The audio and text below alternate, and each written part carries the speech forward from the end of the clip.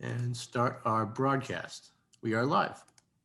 Okay, so let me welcome everybody to the meeting of the Fruit Street Historic District Commission for March 30th, 2021.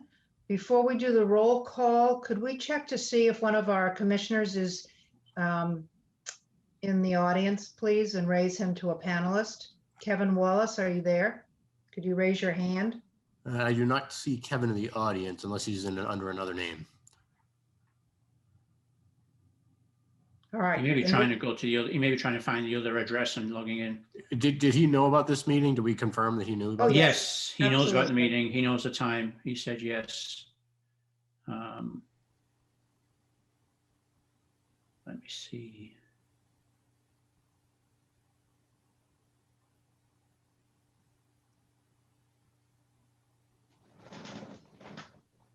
I might just give him a quick call. Let's see if I can find his phone number.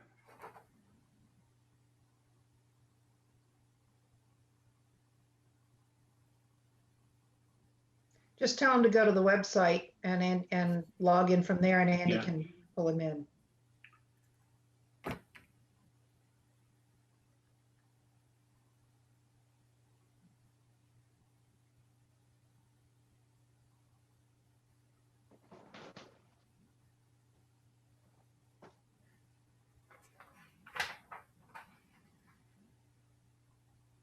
Okay, I think I'm texting somebody.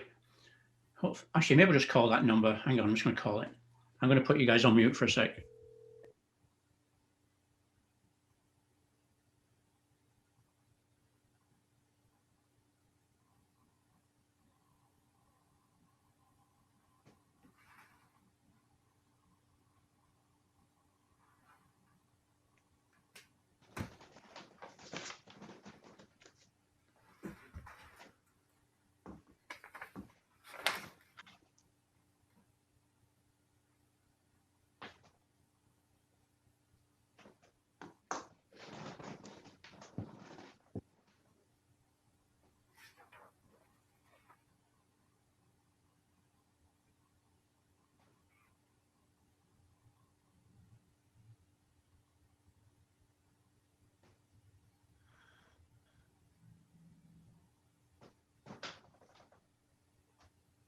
I think Kevin may be on now. He may be on the other.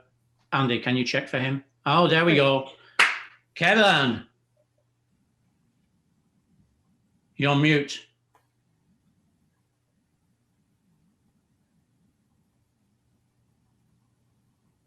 I'm in. Okay, let me Well done. call. Welcome. Thank you. Joe Carper, Present. Maura Southworth, Present. Kevin Wallace, Present. Bonnie Sontag here. So I'd like to welcome Joe, as this is your first meeting as a commissioner. We're glad to have you on board. Thank you. Glad to be here. Great. Hey, Joe. Hello. Good title for a song. Hey, Joe, I think. So let me just go through the agenda and then we'll dive right in. For new All right. business, we have a 16 Fruit Street, Unit A, an application for certificate of appropriateness for fencing. There doesn't appear to be any old business. Correspondence and communications regarding 3 Fruit Street. There's under general business approval of the minutes from our previous meeting on February 1st. And under other business, we will review notification letter to property owners and any updates that the chair has for us. So let's begin with 16 Fruit Street, Unit A. Our usual procedure is to hear from the applicant or a representative of the applicant. Do we have someone in the audience and for this application? And would you please raise your hand so that Andy can acknowledge you? Hello, good evening. Can you hear me? Yes, Hello? Yes, we can. Yes, thank This- you. This is Carmen Ochoa. I'm also joined, not with me, but Jody Noyes, the other owner of 16 Fruit Street, is here listening in. I filed the application. What we would like to do is move the stone pillar that is at front. We'd like to move it over 3 feet and finish the fence. There we go. Thank you for that photograph. So if you look at the trellis, there is a granite post to the left of the trellis. Right in front of our home, it's the corner of 16 Fruit Street. We would like to move that granite post 3 feet over and finish our fence going along the front of 16 Fruit to be a cedar fence with a top rail. And the granite post is, we would like it moved because we would like it sturdy and solid and keep the fence upright. And it also matches a lot of the other facades on other homes on Fruit Street.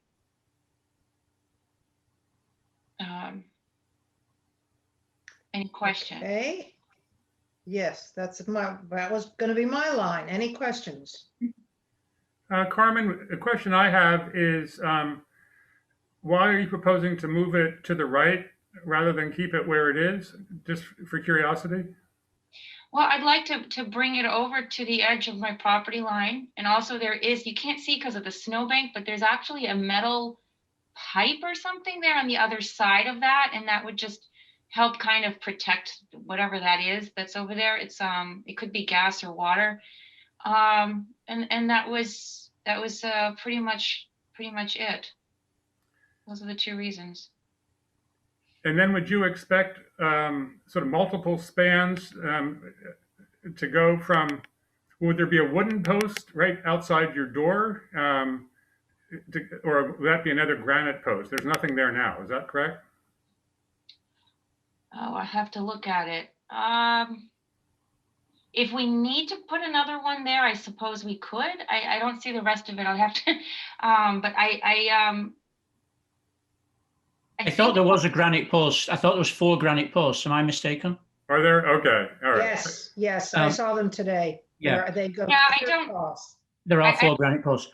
Bonnie, do we ask questions now or do the audience make their comments before we make ours? We will call on the audience. You're right. We kind of jumped into this, but it doesn't matter. We can go back and forth. Let's finish our questions and then we'll go to public comment. Thanks for reminding me. One more, if I may just add one more thing, if you look at historical photos of the fence, it did come out there as well as it does on the other side. And their old photos did show kind of a gate there. We're not proposing that. So I'm just trying to bring the fence back out to its kind of a more natural position of where it historically was. So that when the trellis is down, it will look more balanced. So Carmen, you made a good point about property line. You're bringing it out to your property line. I think it's important we understand where your property line is and where it's not. That's one question. And the other is that there was a fence there before the renovation of 1618. There was a little fence between the trellis and that granite post. Correct. Very similar to the one on the right of the trellis. So Correct. there was a fence there before and that was taken down. I believe my question is, I have no problem with the fence coming out from the side of the house. My concern is making sure it is on the property, within your property line, because as we all know, there is some question about whose property belongs to whom in that space. Yeah. So I'm trying to, I've never used this. I'd like to insert a plot plan here. Forgive me. I'm trying to figure out how to slide this over and access my desktop, but I have. And Carmen, I do believe the plot plan does go out some distance from the house. I'm just, when you say 3 feet, is it 3 feet to the right edge of the granite post or to the left edge of the granite post when you say move it out 3 feet? Oh, thank you. 3 feet to it's facing, looking at this picture. Yep. So I would look at it and say 3 feet to the right. Okay, I just want to clarify that too. Yeah. Okay. So that would probably put it right next to the trellis, right? Yes. Okay, just so I understand. Mm-hmm. Not quite as far as the trellis, if I measured it correctly, but inside the trellis would be 3 feet. Correct. Right? Yeah. It'll be right next to it, correct. Yep. To the left of the trellis, not to the right of the trellis. So looking at the trellis, you have your left post, the right post, you have the top going across. So the left post is nearest 16 Fruit Street. Yep. So the stone pillar would come over 3 feet and be right next to that post. even if the trellis was still there, the post would come over 3 feet and it would not go past it. Okay, because there is a possibility the trellis will remain there. Again, we don't know what's going to happen with the new Yes. owners of the trellis. Yes, All right. correct. And then my other clarification is based on what we approved a year and a half ago, or 2 years ago, maybe. The fence will look very similar to the one at 12 Fruit Street. So I believe it's cedar wood with a top rail. There'll be a granite foundation, and it'll be primed and painted white. I believe that's your plan, right, Carmen? I have, I'm using the certificate of appropriateness that was Yep. that was originally written and approved with Balmoral Yep. Development. And I'm not sure if cedar was I've requested cedar in an email to Okay. him today with the top rail exactly as you just Yep. described. It does Yep. say to build it as 12 Fruit Street. Right. So I'm hoping that that's what happens, but that's Yeah. what we're asking for. We are asking for cedar with a top rail. And 12 Fruit Along Street with with cedar granite. with a granite base. Yeah. Correct. Okay. And Carmen, one other question about the fence. So presumably because the span is fairly long between the two existing granite posts, and even longer if you extend it out, you're going to have to put another supporting post, probably wood, somewhere in between that. Is that what's anticipated? And would that other post be right between the two windows that we are looking at, so it looks symmetrical? I would suggest that if it was needed, absolutely. I wouldn't want that in front of a window. Just visually wouldn't seem balanced. So when they come out to measure, they haven't been out to measure and discuss fence yet because we needed our endpoints. So once we have kind of the beginning and end point of the fence, then those discussions will come in. And I would absolutely insist that it would go there if it had to be. In between the two windows, so against the wall, so that it would minimize its visual appearance. Yep, thank you. Any other questions or comments from the commission? No, I'm All good. right, let me just leave that conversation open, but now open the public comment. Anybody who'd like to speak from the public, please raise your hand and Andy will bring you up, whatever he does with that magic technology of Zoom. Please give us your name, your address, and try not to speak more than 2 minutes. Thank you. So the first person we have is Tara Cedarholm. Hi, my name is Tara Cedarholm. I reside at 20 Fruit Street. I wanted to simply express my support for this application. I think it is just a minor modification to the existing certificate of appropriateness. And I think the street was historically all fenced along the street, and the granite end posts are typical of what you can see in historic photographs of the street. So I think moving that granite end post to the end of the property line, using it as a cap for the new fencing is perfectly appropriate. So I wanted to speak in support of it. And that's that. Thank you. Thank you. Anyone else? The next person we have is Jody. No last name. Perhaps you could identify yourself, Jody. Can you hear me? Yes, thank you. Yes. Hi, my name is Jody Noyes, and I live at 16B Fruit Street. And yes, I would just like to concur with Tara and Carmen in the sense that it makes sense for me as well for the granite post to be at the end of the property line, and to solidify that fence. And it just seems to make perfect sense to me that the granite posts go to the property line and be the end point of that fence as well. Great, thank you.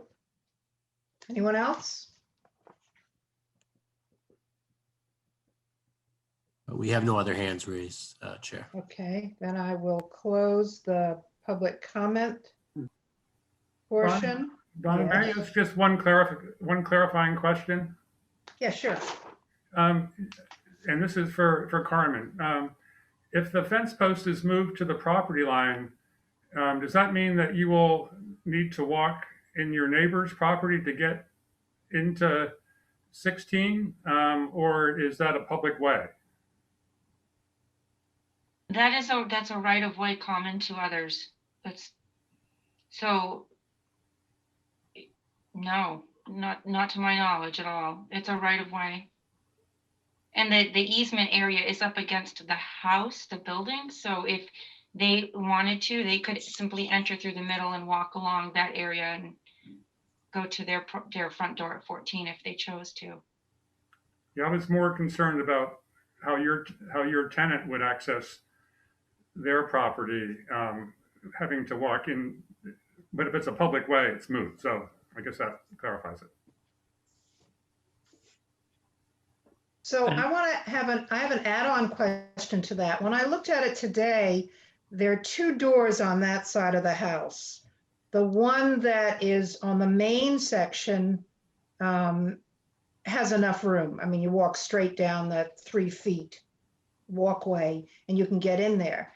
There's another door I noticed, and I don't know if it's even used, on the L that butts out, and that piece of the building looks like it's right on the property line.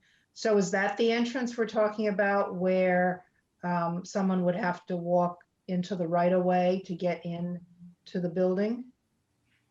No, the entrance for Unit C, if I can understand your question, the entrance for Unit C is it's the first door on the left. Yep. And the second door that you see on the side of the building has been sealed off. There's a wall, an interior wall on the other side of that door. That's their living room.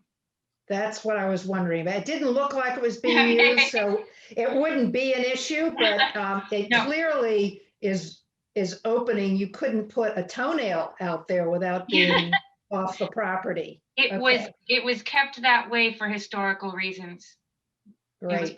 It was part of the facade of the house.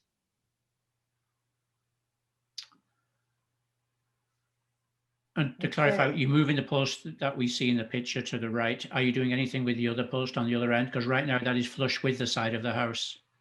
No, we have no plans to move that post. Okay.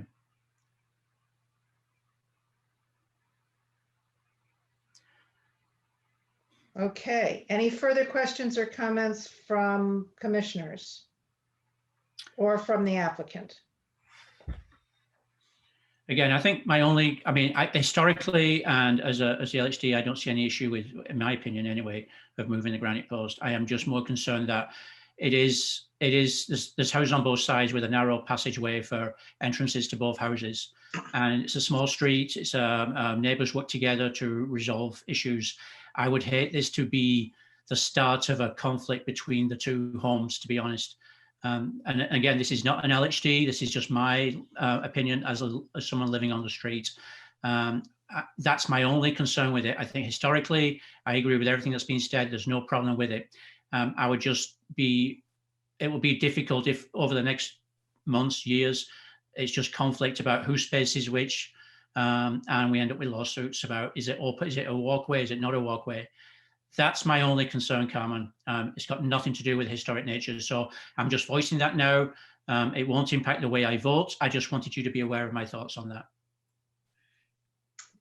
This is Kevin. This is Kevin. And to Maurice's point, I think we need to be mindful of the fact that we have ongoing litigation here with the neighbor. Jim Legoulis's lawsuit has not been dismissed at this point. So whatever we decide tonight has got to be contingent upon resolution of that decision. Yeah. That's a good point as well. I need to understand why this could become a conflict, because you're all saying that you would have to, the residents of this side of the building, is that C, Unit C we're talking about? Yeah. Would have to walk in the public way. Can't they walk down? There won't be an entrance. Oh, yeah, that's my question. Right now, Bonnie, it is a public way, but if the law courts decide that it can be a driveway, it's no longer a public way. It's now a driveway. So here's my question. Is there going to be a gate in the fence abutting the granite post so that the residents and guests at Unit C could just walk on your own property and not have to walk down the right of way. There could be. There could absolutely be. I was thinking about that this afternoon, and that's what's kind of rattling around in my brain. That would resolve any potential conflicts, unless you just want to wait and see if any develop and then put a gate in there. I'd be at some happy to, point in the yeah. future. Actually, that's a good idea, Bonnie. You know, if you move the post, you have a gate there, then if down the road, for whatever reason, something gets decided, that way you can still access that property. That's a good idea. To my understanding, Jim Legoulis's application at the last meeting was to remove that arbor, correct? Yep. So- Yes. So we're not looking at a gate. We're not talking about a gate at this point. We're only looking at moving the post. The application tonight is to That's move the not what post. I'm saying. Kevin, that's not what I'm saying. Look where the pile of snow is. Yeah. And behind that, partially hidden by the outer post of the trellis, is a trash bin, I believe. Yeah, Space between that existing trellis post and the building itself is the Yeah. 3 feet. And she wants to move the post over, but yeah, effectively where that trellis post is. That leaves 3 feet between the post and the building. What I'm suggesting is when she puts a fence in that's going to connect right up to that post, Yeah. the granite, that there be a gate right there so that they could open the gate and walk down their 3 feet yeah. of private property on the side of the right of way. But And we that haven't one- seen it, but we have not seen an application for the request of that gate at this point, correct? We're only talking No. about the granite post. That's right. And that's Okay. what I'm saying is if she were to add a piece to that says we're going to put a fence in there, she could do it now, she could do it later. Right. That would eliminate any concern of walking on anybody's property but their Yeah. own. Well, Yeah. wouldn't that be kind of odd, though, to have a gate right next to an open public way? I mean, why would you ever go through a gate if you could just walk a step to the right of it and enter that way? Well, you would, except if there were, unfortunately, a disagreement about being able to use that right of way. And So if there's I'm- any concern, I'm just saying you could alleviate the problem before it develops. But So that the- would be the determination of the current litigation by Jim Legoulis. And if that goes away, then I think it's very clear that continues to be a public way. And I think your point might be moot at this stage because it continues to be a public way. Yeah. That's what I'm, yeah. It's something that, can you hear me still? Am I Yeah, still? no, Yes. we can hear you. Okay, I think based on what we have currently, we can move, I mean, it seems like if the post were moved and based on on what the current condition, and then another request could be made. So if that was not found a public way, then a request could be made to put a gate, which of course I would comply to. Right. But it just seems, I- seems reasonable.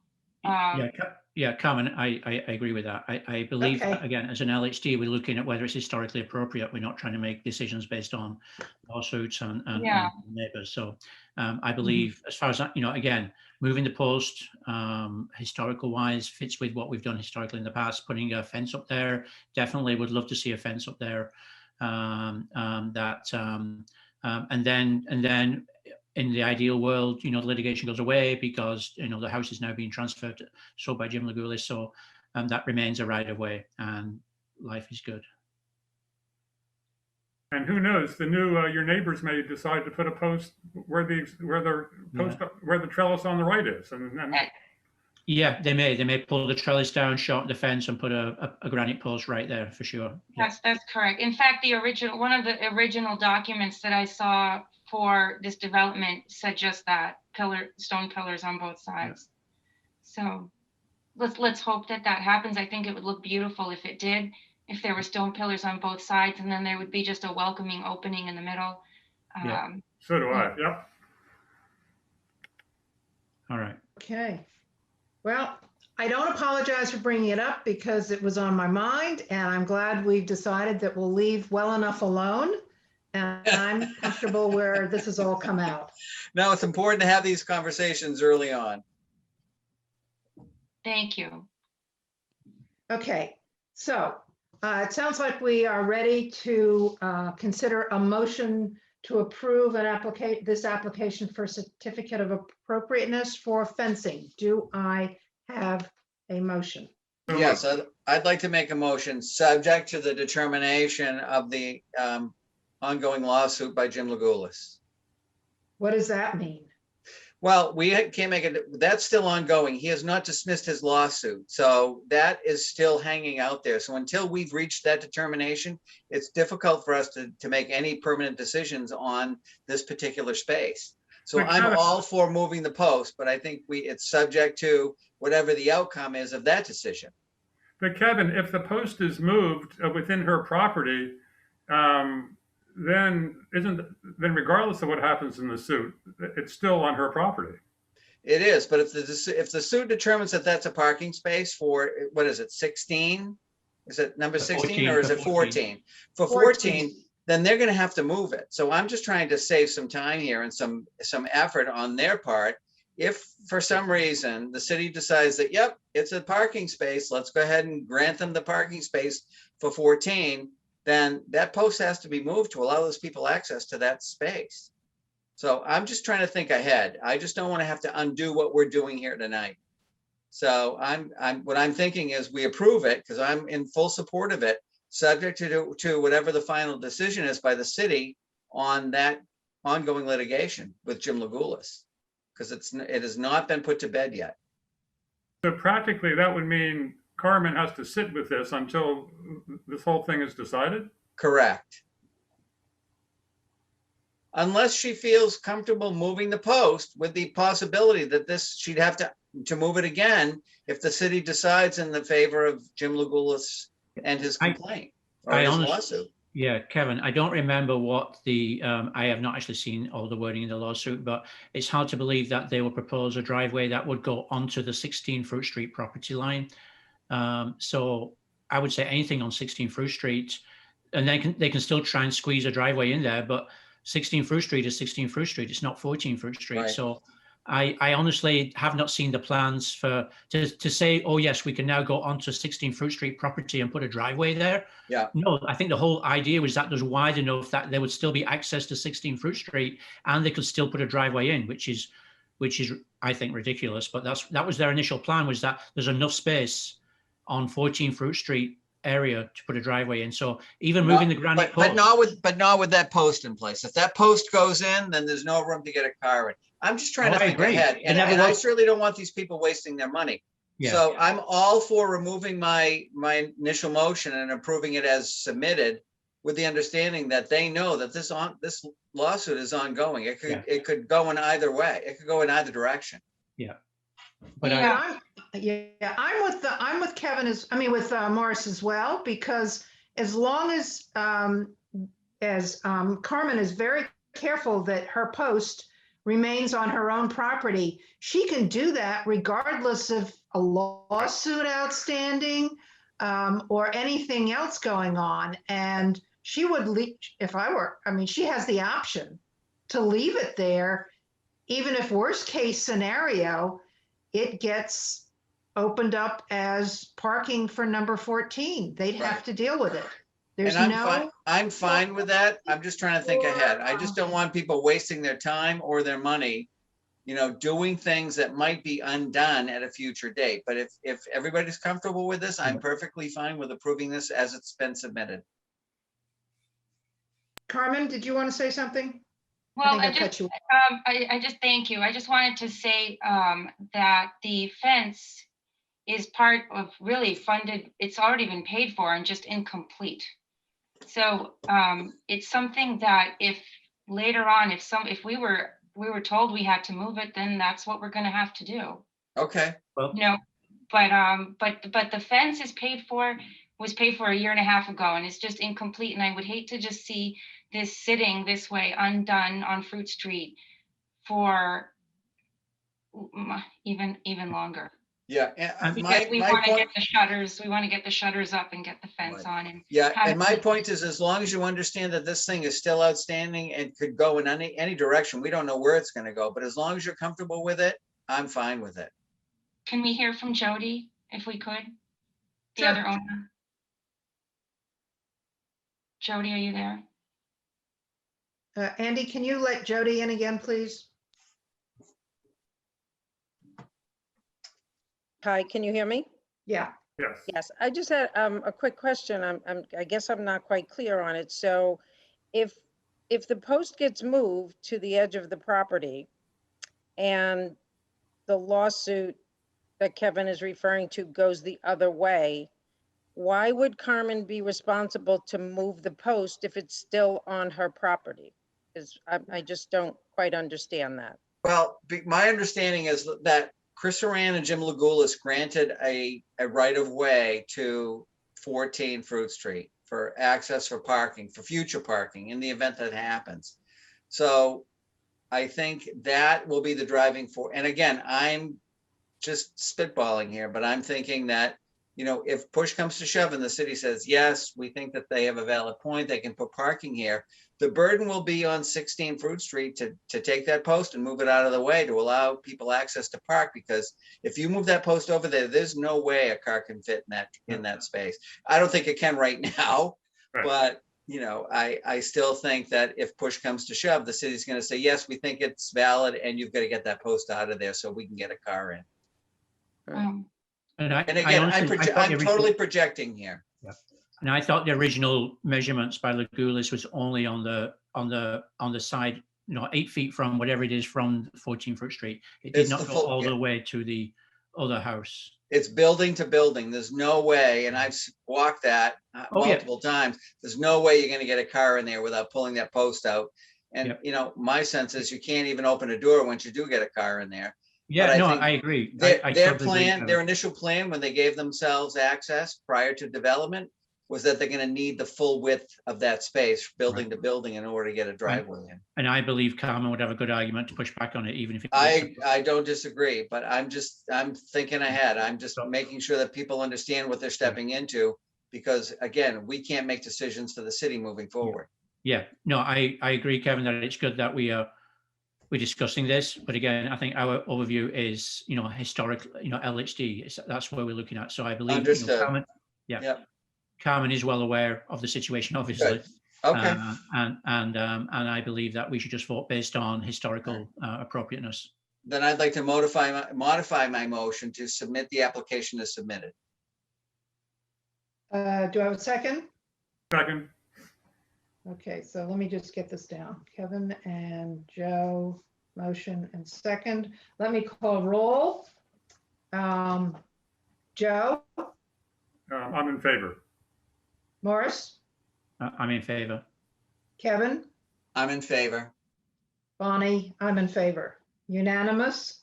You have your certificate, Carmen, and Thank Jody you. by extension. Thank you. Thank you. Thank you, Carmen. I would just like to say one thing. Bonnet is not only running the meeting tonight, she's taking the minutes as well. So, I thought you were, but I didn't trust you, so I'm taking minutes anyway. no, I was Good going to ask decision. Good Kevin. Obviously, I decision, shouldn't Bonnie. have trusted you. All right. Right. Okay. Great. Thank you, everybody, on that one. We'll move on to correspondence and communications regarding 3 Fruit Street, and I'm going to turn it over to Morris on this one. Yeah, and I have it on my other computer open somewhere. Maybe I think has Andy it as well. Andy, can you pull up? Well, if you want him to, he can pull up, I think, Trying to find it. images if you want it. Yeah, which just describe what you're looking for, and I can. It's Mike. It says Mike Lukens, 3 Fruit Street. I just found it on my computer. I'm sorry. Yes, the communication. Sorry. Yes, yeah, the Yes. communication from Mike Lukens at 3 Fruit Street. Yes. And I don't know if Mike is on the meeting or not. Well, again, you can see the attendees list. We only have 4 folks here. It doesn't look like it's in attendance. Can I see? Oh, I can see the participants. Oh, yeah. Yeah. There's a tab for the general public. Yep. Where do we see Yeah. that? Or is that, Actually, so it's Carmen, Jody, Tara, and Melinda. All right, thank you. no, I don't see that at all. If you click on participants, At the bottom, Maybe your view. Have you got a gallery view? Oh, yeah, I got it. Yep, yep. All right, walk us through it, Morris, please.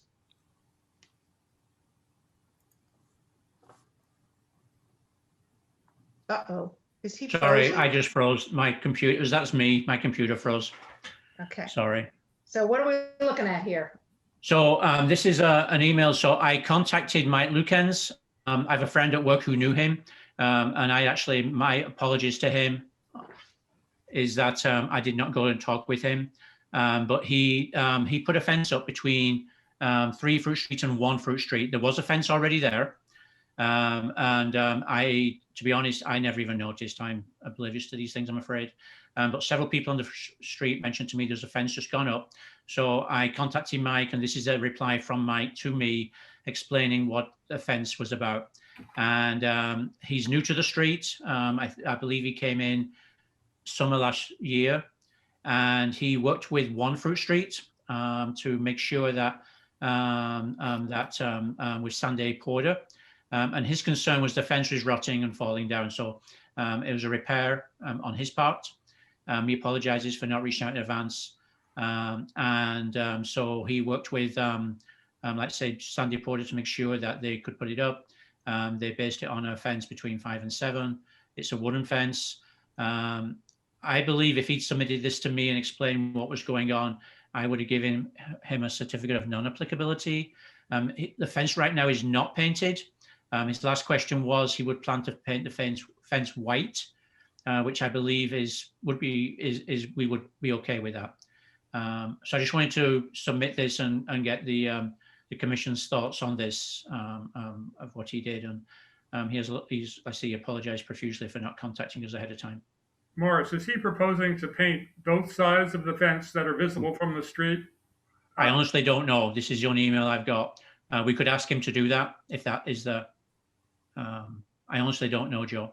I mean, the fencing on 1 is white fence, and then it abuts into this natural color. And if he's painting his side white, I would assume that it would look better if the other side were painted white as well. Right.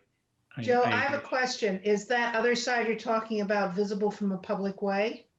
Part of it, the whole part of it, there's a fence that extends parallel to Fruit Street from the house to the fence, and that is I believe in part a white fence, and it basically divides the backyard from the street side.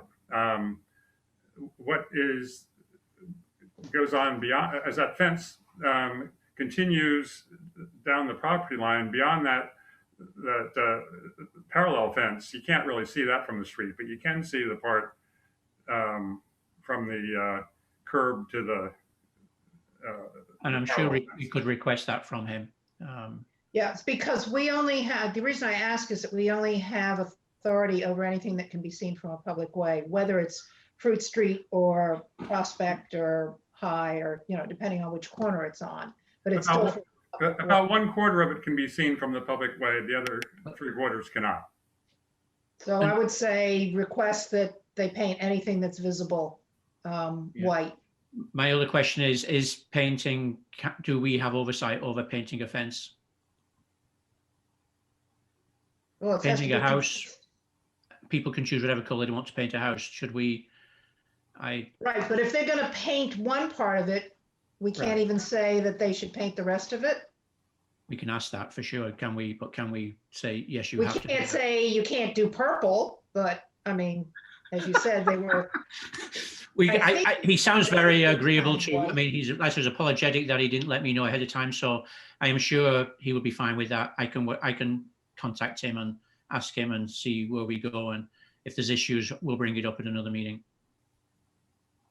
So you will ask him. I will. Okay, thank you for following up. And I assume we don't want him to take it down and redo it. Yeah. Anything else on this from anybody? Okay, we'll move on to the next item of business, which is approval of the draft minutes from February 1st. I'll take a motion to approve, and if there are any comments, we'll review those after the motion and the second. Motion to approve. Kevin. Motion to second. Okay, any comments, edits? I think on my public comment, I'm not sure whether this can be changed, but I think it looks like you copied and pasted something from the paragraph above, from Tara's comment, and attributed it to me, which I don't think I said. Tell me which piece it is, because I'm the one that, The second sentence, just because the fence section of 16 Fruit was removed doesn't necessarily justify removal of the fence section at number 14, which is similar to what is reported that Tara Siedelholm said. I didn't say that. I was Okay. fully in support of the removal. I do remember you saying it was inconvenient for a tall person to walk under it, though. That's true. It was more meant to be a humorous aside, but it's And that's how we took it. it's perpetualized. well, how convenient that you happen to be here to give us that correction. Because we would have known otherwise. Thank you, Joe. All right, any other corrections? I'll have to call roll on this for acceptance. Joe, you have to abstain, obviously, because you weren't a member at the time. So I'll start with the roll call. Joe? Abstain. Yep. Morris? Yes, yeah, sounds good to me. Support it. Kevin? Yes. Okay, and I was there because I took the notes, yes. Minutes approved as amended. Moving on to, where are we? Other business. Review of the notification letter to property owners, which Morris has edited recently and put forward as needing to be reissued. I'll turn it over to him. Yeah, and I put the date on it for you, Bonnie, because you said Morris put the date on it because my original letter did not have a date on it. So I've updated it to a date. I don't know, Andy, if you want to present it on the screen. This should be letter to property owners, March 2021. Yeah, hang on one second. Did I send you that? Maybe, I think I sent you that. I don't recall seeing it, but let me just Maybe I check. didn't send it you. Okay. I know Did you email that or? I sent it to the commission to read before the meeting. I may not have included you, Andy. I don't, to be honest, there was so many emails going around the last few days. I'm not totally clear what was sent around. This basically is a letter update. It's going to go to everybody on the street. We have a lot of new people who've recently come onto Fruit Street. It's really introducing myself and the members of the commission and what we do, how this was started and what our role is here. And part of this is, obviously to avoid the situation we had with 3 Fruit Street where they did not realize that they needed to notify. Okay. I have one correction. I checked in with Diane today and applications are now accepted online. So I would recommend revising the section that says return with 6 copies. Yeah, it should be done I see online. that. I will. Good point. I missed that. And in fact, I looked at Carmen's today, and it's been filed electronically. So I will rewrite that so it makes more. It's an agreement with the way we want to submit applications to the website. That's a very good point. Okay, and please send a copy to all of us so that we have the official letter. All right. I just make one comment. I think it's a great letter. I do have one little grammatical edit on the next to last paragraph where we say we meet the second Thursday of each month at 7 p.m. Yeah. period. Then, although I think if you just remove the the period and lowercase although. It's really one sentence, right? Yeah. Just to clean that up a little bit. And then also the other thing is, would it make sense to put some sort of a friendly sentence in there about if you have any questions about an upcoming project, I'd be happy to talk to you about it. Just to encourage an informal discussion before people feel they have to go through this kind of drawn out process. Yeah, and that's a good point too, because I do try and talk to the applicant. Like I talked with Carmen before, when this was going on early on, and but I agree, maybe something like that. I mean, I do say please contact me, but maybe I can make it more friendly, and actually say that I live at 12 Fruit Street, for example. Or well, you said that. I mean, the please contact me sort of it says if you would like to receive updates, or if you have, well, yeah, I guess if you have questions. But I can make it more informal. Joe, I can make it more informal, and maybe I can both of us on there if you would like, me and you, because we both live on the street, and that way we can make it more. It's easier to communicate that way. Yeah. Let me rewrite something, and then I'll run it by the commission, and then. Yeah, because what I really liked about what Joe said was the idea that they can talk to you in advance of submitting a formal application. I can't remember if you actually say that, but that's the key to me. Yeah. So that people aren't put off by the idea that they have to put in an application before they can. Well, that was my plan, Bonnie, so that nobody would apply, so that we didn't have to do anything. But I guess you want me to be more. Would you approachable? Is that something you'd like to do? It's something that I intended to be the way it is, and it seems to work that way. Most people either reach me or, to be honest, they sometimes reach other people on the street like Jim Roy, and they eventually get to me. But yeah, I agree. Something saying that, please contact me, and I'll reword it, okay, and try and make it more like, please approach your neighbor, your good neighbor Morris, or something. Yeah, and I would say approach you if you contemplate any exterior changes to your property, or any any work on your property, something like that. So it basically, most of the time you're going to say go ahead, but I mean it at least gets folks. No, I understand. I understand, Joe, what you're saying. So it makes sense. Thank you. Okay. And I shall reword a couple of things at the end of the letter. Morris, can we add somewhere in that letter that in the event that people decide to sell their homes and list them for sale, that they really need to notify their realtor and or any prospective buyers that they're buying into an historic district, and they really need to comply with the guidelines that govern the street? Yes, we could do that too. Kevin, that seems to be falling through the cracks. I watch this stuff, and if stuff comes on the market, I'm happy to notify the agent, the commission. All right. But their listing, the listing agent of 3 Fruit Street and the buyer agent should have been very well aware that their clients were selling and buying in an historic district, and there are guidelines that these folks need to comply with, and these folks clearly were not notified of that. So the burden's on us as realtor professionals to let these people know as they buy into the street. All right. So Kevin, can you do me a favor and can you send me an email with some of what you just said? I will. Thank you. And if Joe, you want to write something to make me sound pleasant. Oh, that's a big It is. That's going to be a long paragraph. I tell you, it's going to be a lot of work, Joe. I'm giving you a task here. Will do. Thank you. And then I'll put everything together and I'll change the way we apply and I'll circulate it for everyone to read. Thank you. Thanks for the input. Great. Any other updates, Chair?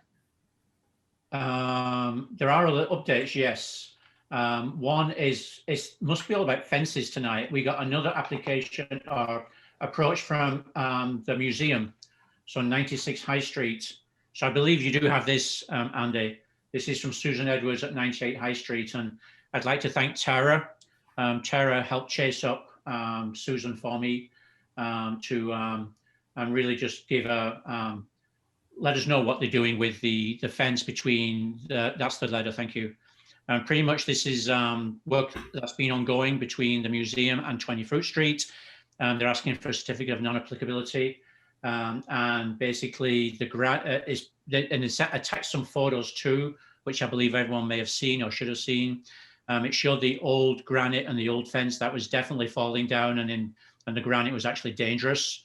This is the new granite. It looks beautiful. If you look at it beforehand, it was definitely not beautiful. And they're at the stage now where that's the old granite. And as you can see, there was bits, it was just not safe, and the fence was rotting. So if you read the letter, they did a lot of work to design it and make it appropriate. So the granite looks very similar to the way it was before, and now they want to finish the project by putting up the fence. And Susan went into detail in her letter explaining what the fence would look like. So I just wanted to discuss it tonight because she sent me this last week.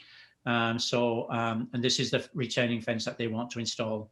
And it's not identical to the current fence that was there, or the fence that was there, but it's similar in size and similar. Obviously, it's historically appropriate in my opinion. I personally have no issues with whether this is applicable or not. I would like to get feedback though from the commission on your views on this. Does the do the neighbors at 20 have any objection to this? I will let Tara, I think Tara's still on the line. Andy, can you get Tara? Yeah, Tara, you'll have to unmute on your end as well. Hi, can you hear me? Yep. No, we have no objection. So in fact, we had notified the Historical Society, sometime last year that the granite wall was going to fall into the garden. Susan had already told us that they were planning to replace the fence. And I don't know if you recall, I don't know if she included the fence, but there was it was a solid board fence up to a certain point, and then it had kind of an open work fence closer to the street, which Susan said initially they thought was historically accurate based on some earlier work that had been done, I think maybe before Susan came to the museum, but the more recent historical work, they could not confirm that that was historically accurate. So she said they didn't think that fence was, so they said they were willing to do board fence the whole way.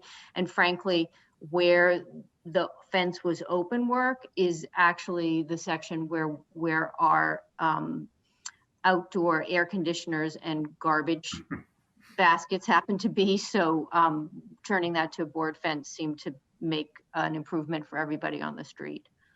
So we have no objection. And in fact, the wall is done and the fence is, I think, coming almost any day now. Great. Yeah, the wall looks beautiful. I took a walk over there the other day and it is gorgeous. Yeah, the guy who did, his name is Fabio Bardini.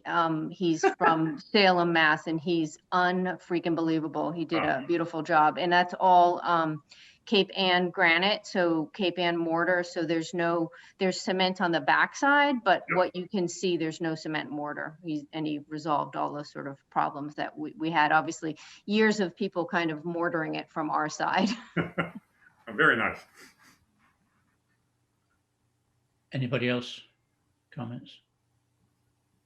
Bonnie, Kevin?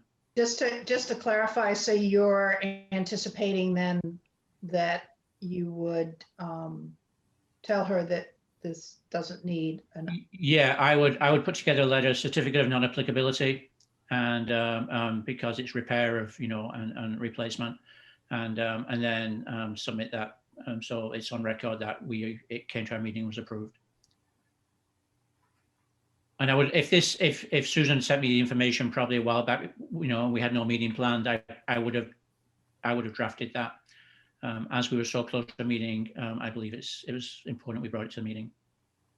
You just read my mind. I was wondering why we were discussing it. Thank you. Yeah, it was because I just thought last week, because I think I've had my hand slapped before for approving some things that maybe I should have brought to the meeting's attention. So I thought I'd try and behave myself this time.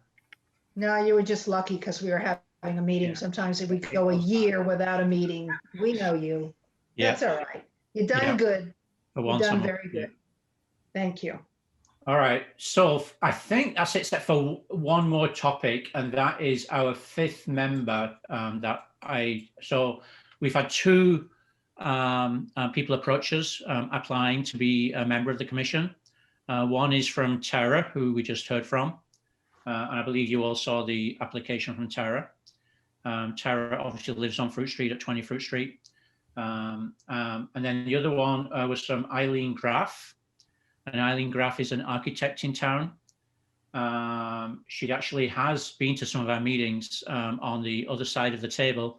And she actually has a project right now going on with Lisa Foley at 24 Prospect, which is the house at the bottom of Fruit Street. So she's working with Lisa on some project that will probably come to the commission. She said in about 3 to 4 months. She feels that she would prefer to wait that amount of time before she applies to become a member of the commission. So I think the question tonight is whether we can wait, whether we should wait 3 to 4 months for Eileen, who is an architect, and I do know the preference is to have an architect on the commission. Is that not a requirement? I think that the makeup of the commission is pretty clear, is it not? It's preference. It's not set in stone, so to speak. Yeah. So when I read it, it's like, it's not that we have to have an architect or we have to have a realtor. It's more that would be the preferred member grouping of the commission. Okay, my other question is, are these appointments not at the pleasure of the mayor and the city council? They are. I believe, and I just want to offer one alternative too. When I was reading up the other day, we are allowed alternates. And we've never had enough people interested in joining the commission where we've had an option to ask someone if they want to be an alternate. And I believe the alternate would step in when we are missing people. I also believe an alternate would be great for when somebody decides they want to step down from a role. We have somebody already in line who understands the process. The fact we have 2 people interested makes me feel that we could have one. And again, I agree, Kevin, they have to go through the mayor and get approved by the city council. I'm just wondering whether, do we have both of them submit to the mayor and the mayor decides which one, or do we have some say on that? I honestly don't know. I don't think we do. Okay. I think, and that's just my opinion. My sense is it's really at the pleasure of the mayor and the city council. We have no opinion one way or the other on these applicants as they come through, that they submit their applications. Excuse me, Kevin. It's not just this commission. All boards and commissions have applicants. And my experience, not just as chair, but even vice chair of the planning board, is we would interview people and we would put forward who we felt was the best candidate. Now, it wasn't ever anybody who said, I'm going to put through my application anyway and see if I get chosen because I really want to do this. But we always interview and we put forward the candidate we want. So I believe that we should make a decision which one we'd like to have as a candidate and a full commission member, and which one we'd like to have as an alternate if we're agreed that these 2 are equally, but differently, but are good candidates to be on the commission. The challenge I have, Bonnie, is I like both candidates. I think both would be great candidates to have on the commission. I guess my only reservation is we already have 2 Fruit Street members on the commission. Obviously, Tara will be a 3rd Fruit Street resident on the commission. I've not seen anything saying we cannot have 3 residents on the commission.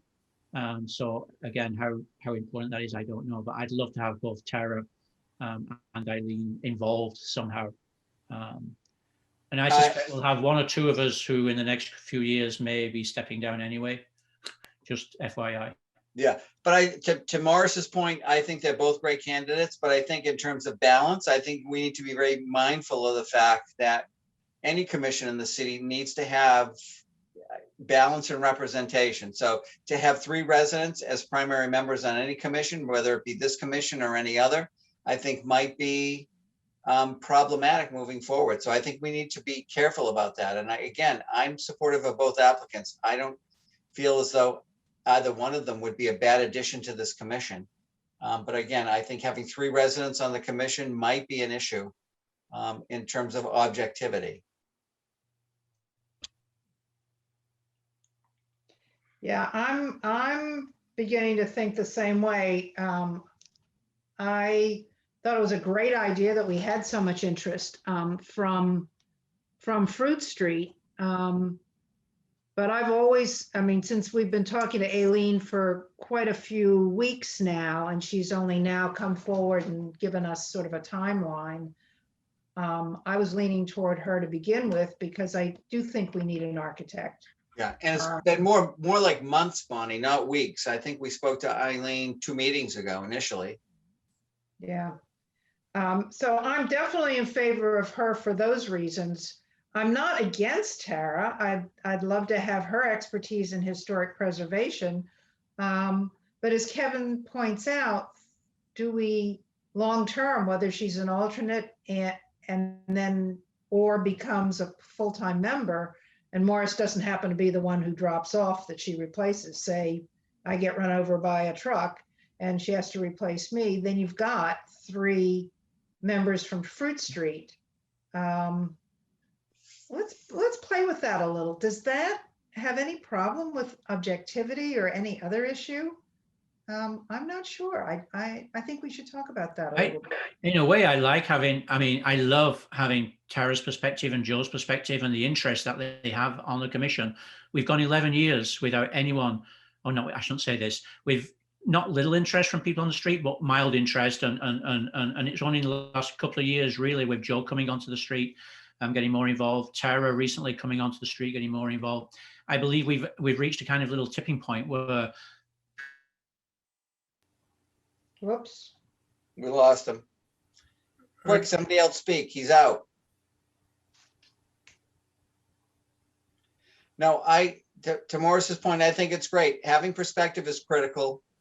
But I think having Tara as an alternate initially, and if somebody steps off, sliding her into a permanent position would be a great way to keep everybody in the loop. Yeah. Well, it sounds like you've had ongoing discussions with Eileen for quite some time. Yeah. And I think probably following through there makes sense first. I think having an architect to be able to push back with other architects who present plans and speak the language, I think is definitely helpful. And I agree, though, that I think that Tara will be a great addition. Having folks on the street that care, I mean, it kind of cuts both ways. I mean, you don't want it to be so insular that we're just kind of talking among ourselves on the one hand, or we are so afraid of offending our neighbors by making a tough decision that there's no way that I'd want a majority of the folks to be Fruit Street residents. Because I think having that outside perspective and that greater balance makes sense. But I don't know. I mean, I think Tara would be great.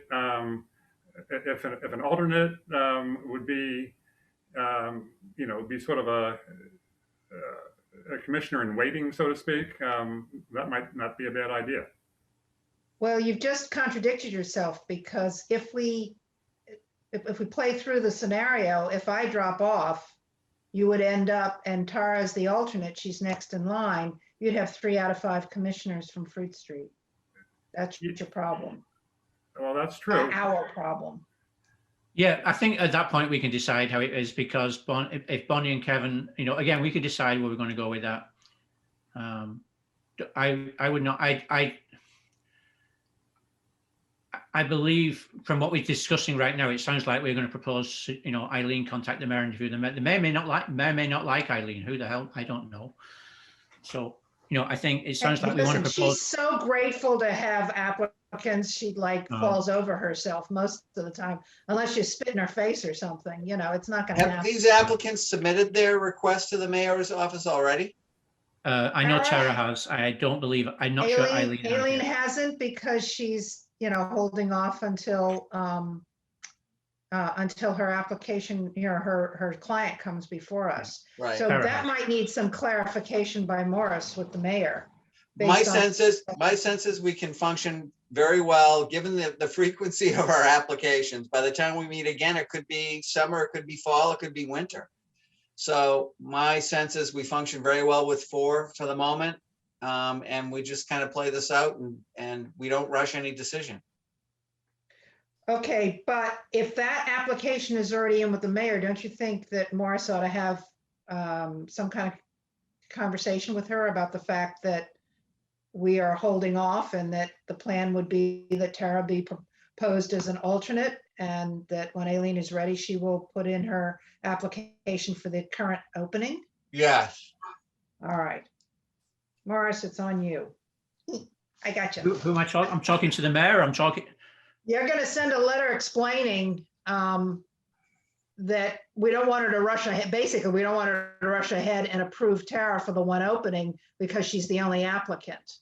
But rather that we've had this conversation Right. and we'd love to have Tara available to us as an alternate. Do we But have because of- do we have written communication from Eileen? Yes, there's an email. It's actually, Andy, you have it. It says from Eileen. Yeah, But did she's you want me? not written, she's not written to the mayor. Not written to the mayor. She only All right. sent an email to. And that's what I'm worried about, is that Tara has written to the mayor, which Yeah. is the route to go. There's nothing Right. wrong with that. But Aileen hasn't, so the Yeah. mayor doesn't know what's going on, and that's what I'm asking Morris to do. Yeah, that makes clarify. sense. I would forward Eileen's email to the mayor with a email from you, Morris, or a phone call explaining the situation. Okay. Okay. I can do that. Okay. So, I mean, we are blessed with a multitude of wonderful people. This is great. Well, it's assuming Um, Tara still wants to, yeah, let's, yeah, yeah, okay, I'll talk to the mayor. Yeah. I don't think we should open it up for discussion right now. Yeah. I will Yeah. also talk with Tara. Okay. Anything else, Chair? Oh my goodness, I think that's enough. You I got believe enough? that is Anybody? everything I can remember anyway. I think this is the most topics we've ever discussed. You're at doing a okay. meeting. We're making up for lost time. Yeah. Yeah, I think it's because No, Joe's this new. is I think we great. just I saved think it all it's for wonderful. Joe. Thank- I think that's what we Thanks, did. Joe. Thanks a lot. I do my We best. have one topic and that's Yeah, it. So, yeah. Yeah. All right. Okay. Any questions, Joe, on your part, just because this is your first meeting and we'd like to hear from you? No, I'm fine. I appreciate being here and glad to contribute. Well, we're happy to have you. Yeah, definitely. No, thank you, Joe. Okay, I don't have any more business, so I can take a motion to adjourn. Motion to adjourn. Seconded. And I approve. And I will call roll. Joe, Yes. Morris, Yes, please. Kevin, Yes. Bonnie, yes. So see you the next time I see you. All right. Thank you all. Yeah, thank you Yeah, very thanks, much. And Andy. Thanks. yes, Thanks for hosting Andy, the call. thank you Thanks, very Andy. much. Have a And good thanks night. everybody else. If anybody else is still on the line, I can't see right now. If anybody is still on, thank you for attending the meeting. Right. Okay, good night, Good everybody. night.